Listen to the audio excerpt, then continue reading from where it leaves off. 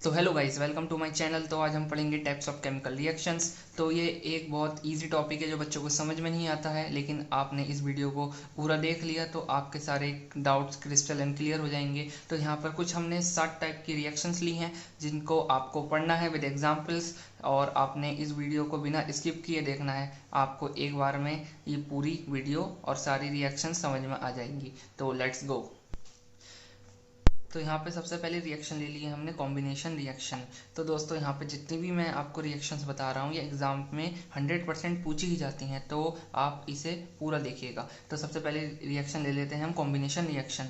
तो यहाँ पर पढ़ते हैं इसे, आ रिएक्शन इन विच वन और more reactant combine to form single product. इसका मतलब हो गया कि वो रिएक्शन जिसमें एक या एक से ज़्यादा रिएक्टेंट मिलकर एक सिंगल प्रोडक्ट का फॉर्मेशन करता है उसे कहते हैं कॉम्बिनेशन रिएक्शन। तो यहाँ पे हम एग्जांपल के थ्रू समझते हैं। जैसे कि यहाँ पे ए और बी दो रिएक्टेंट हैं जिन्होंने मिलकर एक सिंगल प्रोडक्ट बना दिया है। क्या बना दिया? Single product. ध्यान रखिएगा, सिंगल प्रोडक्ट बना दिया है। तो यहाँ पर जैसे कि कार्बन और ऑक्सीजन, यहाँ पे दो रिएक्टेंट हैं, उन्होंने मिलकर CO2 बना दिया है। तो ये हमारा क्या है? Single product. ऐसे ही यहाँ पर हमारा हाइड्रोजन और ऑक्सीजन ने मिलकर H2O बना दिया जो कि सिंगल प्रोडक्ट है। तो यही होती है कॉम्बिनेशन रिएक्शन। तो अगले रिएक्शन देखते हैं। तो यहाँ पे हम दूसरी रिएक्शन के बारे में पढ़ते हैं। तो दूसरी रिएक्शन यहाँ पे है डिकम्पोजिशन रिएक्शन।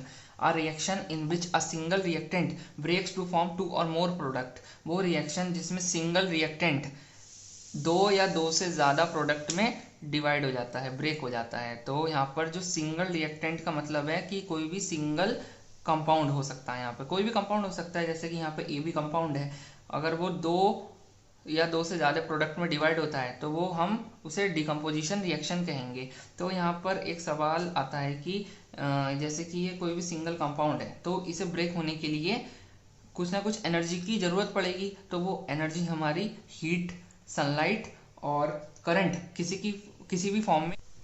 तो यहाँ पे वो एनर्जी किसी भी फॉर्म में प्रेजेंट हो सकती है। हीट की फॉर्म में भी प्रेजेंट हो सकती है, सनलाइट की फॉर्म में भी प्रेजेंट हो सकती है और करंट की फॉर्म में भी प्रेजेंट हो सकती है।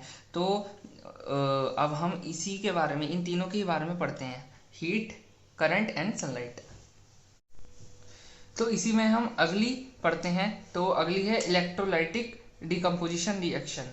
When decomposition is carried out by the electric current. मतलब ऐसी रिएक्शन जिसमें इलेक्ट्रिक करंट पास करा के किसी भी प्रोडक्ट को डिकम्पोज कर देते हैं। जैसे कि यहाँ पे हमने वाटर ले लिया, वाटर में जब हमने इलेक्ट्रिक करंट पास कराया तो ये हमारे दो प्रोडक्ट में डिवाइड हो गया, ब्रेक हो गया, डिकम्पोज हो गया।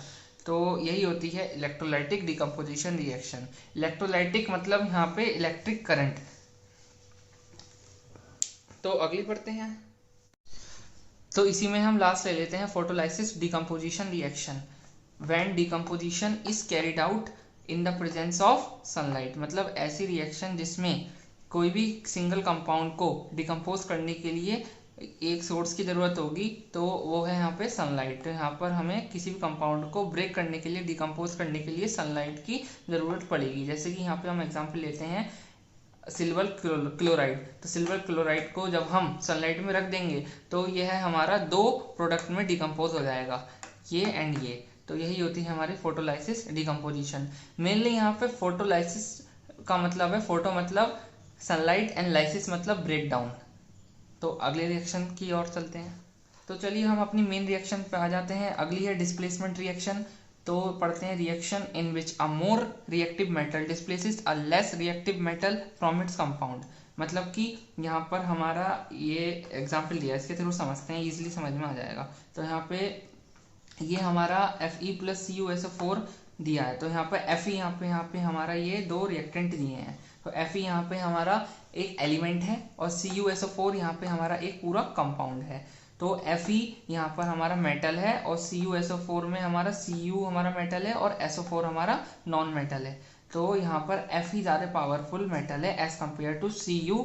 तो यहाँ पर Fe Cu को रिप्लेस कर देगा और Cu की जगह ले लेगा और Cu को बाहर निकाल देगा। तो देखिए यहाँ पे हमारा Fe ने Cu को रिप्लेस कर दिया। तो देख सकते हैं FeSO4 और Cu हमारा लेस पावरफुल है, लेस रिएक्टिव है। तो इसको इन्होंने Fe ने बाहर निकाल दिया, तो Cu को यहाँ पर बाहर निकाल दिया है। तो यही स्टेटमेंट में दिया है कि reaction in which a more reactive metal displaces a less reactive metal from its compound. तो यहाँ पे हम अपनी चौथी रिएक्शन ले लेते हैं, डबल डिस्प्लेसमेंट रिएक्शन। तो पढ़ते हैं, a reaction in which positive and negative ions of two ionic compounds exchange places to form new compound. तो जैसे कि यहाँ पे हम एग्जांपल में देख सकते हैं कि ये दिया है Na2SO4 plus BaCl2 sodium sulphate plus barium chloride. तो यहाँ पे हमारे दो कंपाउंड दिए हैं। तो इस स्टेटमेंट के थ्रू ये समझाना चाहते हैं कि जो ये कंपाउंड है, ये कंपाउंड में हमारे पॉजिटिव और नेगेटिव आयंस हैं। तो ये जो पहले वाले कंपाउंड का पॉजिटिव नेगेटिव आयंस दूसरे वाले कंपाउंड के पॉजिटिव नेगेटिव आयंस से अगर एक्सचेंज कर जाता है और दो न्यू कंपाउंड बना लेता है तो उसी को डबल डिस्प्लेसमेंट रिएक्शन कहते हैं।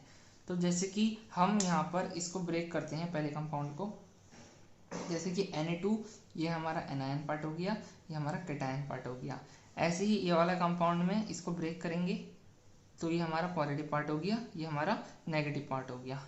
तो इसका पहले वाले कंपाउंड का पॉजिटिव पार्ट जब इसके नेगेटिव पार्ट से जुड़ेगा और इसका नेगेटिव पार्ट जब इसके पॉजिटिव पार्ट से जुड़ेगा तो ये हमारा इस तरीके के दो न्यू कंपाउंड बना लेंगे।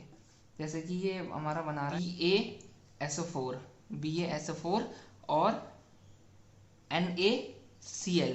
तो ये हमारा बन चुका है। तो इसी को कहेंगे हम डबल डिस्प्लेसमेंट रिएक्शन। तो हम अगली रिएक्शन की तरफ बढ़ते हैं। तो यहाँ पे हम अपनी रिएक्शन पढ़ते हैं अगली, एंडोथर्मिक एंड एक्सोथर्मिक रिएक्शन। तो एंडोथर्मिक रिएक्शन पढ़ते हैं। तो the reaction in which heat is absorbed. अगर हम किसी भी रिएक्शन को अगर हम हीट देते हैं और वो एब्जॉर्ब कर लेती है तो उसको कहते हैं हम एंडोथर्मिक रिएक्शन। तो यहाँ पे हम एग्जाम्पल के थ्रू समझते हैं। तो जैसे यहाँ पे हम ले लेते हैं कैल्शियम कार्बोनेट। तो जब हमने कैल्शियम कार्बोनेट को हीट दी, ठीक है, तो यहाँ पर जब हम कैल्शियम कार्बोनेट को हीट देंगे तो ये हमारा दो प्रोडक्ट में डिकम्पोज हो जाएगा, इसमें और इसमें। तो अब हम पढ़ते हैं एक्सोथर्मिक रिएक्शन। तो एक्सोथर्मिक रिएक्शन इसकी उल्टी होती है। तो the reaction in which heat is released. तो अगर हमारी रिएक्शन में से हीट रिलीज होती है तो उसको हम एक्सोथर्मिक रिएक्शन कहते हैं। जैसे कि यहाँ पे हम इस एग्जांपल के थ्रू समझते हैं। तो यहाँ पे हमने लिया है कैल्शियम ऑक्साइड प्लस वाटर, जब तो इसमें हमारी हीट रिलीज हो रही है और यहाँ पे हमारा प्रोडक्ट बन रहा है कैल्शियम हाइड्रोक्साइड। तो इसी को हम एक्सोथर्मिक रिएक्शन कहते हैं। मेनली एंडोथर्मिक रिएक्शन में हीट एब्जॉर्ब होती है और एक्सोथर्मिक रिएक्शन में हीट रिलीज होती है। तो यही है दोनों। तो अगली रिएक्शन पे चलते हैं। तो हम यहाँ पर अपनी अगली रिएक्शन ले लेते हैं ऑक्सीडेशन एंड रिडक्शन रिएक्शन। तो ऑक्सीडेशन में क्या होता है कि ऑक्सीडेशन रिएक्शन में एडिशन ऑफ ऑक्सीजन और रिमूवल ऑफ हाइड्रोजन। तो एग्जाम्पल के थ्रू समझते हैं। मतलब इसमें मेनली ऑक्सीजन का एडिशन होता है और हाइड्रोजन का रिमूवल होता है। मतलब इन दोनों में से अगर आपको कोई भी एक चीज़ दिख जाती है तो उसका मतलब ऑक्सीडेशन। जैसे कि यहाँ पर हमने लिया है मैग्नीशियम प्लस ऑक्सीजन और यहाँ पे प्रोडक्ट साइड में है मैग्नीशियम ऑक्सीजन। तो यहाँ पे देख सकते हैं यहाँ पे मैग्नीशियम और ऑक्सीजन अलग अलग है, लेकिन यहाँ पर हमारा ऑक्सीजन जुड़ गया है, मतलब ऑक्सीजन यहाँ पर हमारा इसके साथ जुड़ गया है। तो यहाँ पर हम समझ जाएंगे कि यहाँ पर ऑक्सीडेशन हुआ है। ऐसे ही यहाँ पर देख सकते हैं जैसे कि अमोनिया NH3 और यहाँ पे प्रोडक्ट साइड पे N2 + H2। तो यहाँ पर हम देख सकते हैं कि यहाँ पर हम आपका हाइड्रोजन तो जुड़ा हुआ है, लेकिन जो आपका प्रोडक्ट साइड है यहाँ पर आपका हाइड्रोजन अलग हो गया है। तो इससे आप समझ सकते हैं कि यहाँ पर आपका ऑक्सीडेशन हुआ है। तो रिडक्शन में इसका अपोजिट है। तो रिडक्शन में होता है हाइड्रोजन का तो एडिशन हो जाता है और ऑक्सीजन का रिमूवल हो जाता है। जैसे कि magnesium plus hydrogen give rise to magnesium hydroxide. तो यहाँ पे हमारा हाइड्रोजन का क्या हो रहा है, एडिशन हो रहा है, एडिशन ऑफ हाइड्रोजन। तो यहाँ पर क्या होगा, रिडक्शन, यहाँ पे हमारा रिडक्शन होगा।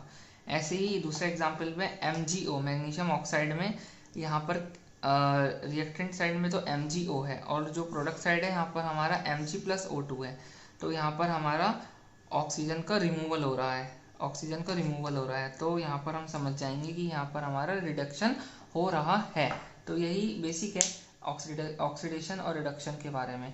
ऑक्सीडेशन में मेनली आपको याद रखना है कि ऑक्सीजन का एडिशन होता है या तो हाइड्रोजन का रिमूवल होता है, लेकिन रिडक्शन में उल्टा है। रिडक्शन में हाइड्रोजन का एडिशन होता है और ऑक्सीजन का। तो दोस्तों यही सारी हमारी बेसिक रिएक्शंस थी। तो आपको आशा करता हूँ कि ये सब रिएक्शन समझ में आ गई होंगी। अगर वीडियो अच्छी लगी हो तो लाइक कीजिए, सब्सक्राइब कीजिए, और अगर कोई भी प्रॉब्लम हो इससे रिलेटेड तो मुझे कमेंट कीजिए। Thank you.